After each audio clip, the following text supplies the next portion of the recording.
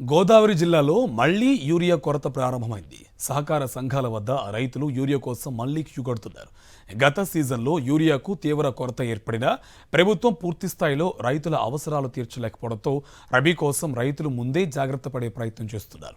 మరోవైపు స్టాక్ ఉందంటూనే అధికారులు జాప్యం చేస్తుండడంతో రైతులు ఇక్కట్లు పడుతున్నారు. అనపర్తి నియోజకవర్గంలో పలు చోట్ల రైతులు యూరియా కోసం PACSల వద్ద పడిగాపులు పడుతున్నారు.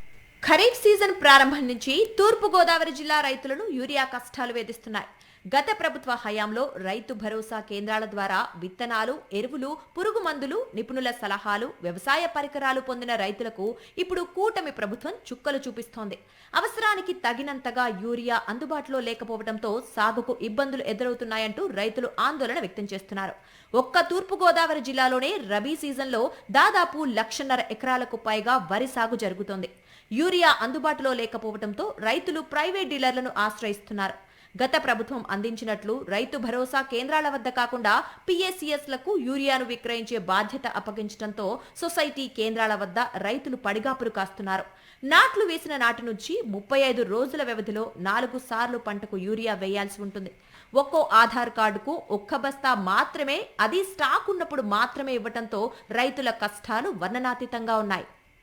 యూరియా విషయంలో ప్రభుత్వం శ్రద్ధ చూపకపోవటం వల్లే కొరత ఏర్పడినట్లు రైతులు ఆగ్రహం వ్యక్తం చేస్తున్నారు. డిమాండ్కు అనుగుణంగా ప్రభుత్వం యూరియాను అందుబాటులో ఉంచలేదంటున్నారు.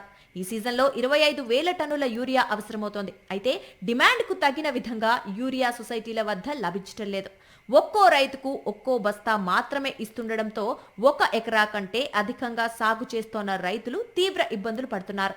తగినంత యూరియా దొరక్కపోవడంతో బహిరంగ మార్కెట్లో అధిక ధర చెల్లించి కొనుగోలు చేస్తున్నారు. బస్తాలో ఆధార్ కార్డు బట్టి ఎకరాల లెక్క కాకుండా మామూలుగా ఆధార్ కార్డుకి మనిషి లైన్లో నిలబడుతున్న బస్తాలు అన్నారండి. ఇప్పుడేమో పాస్బుక్ జిరాక్స్ పట్టు రమ్మంటున్నారండి. ఆధార్ కార్డు పట్టు రమ్మంటున్నారండి.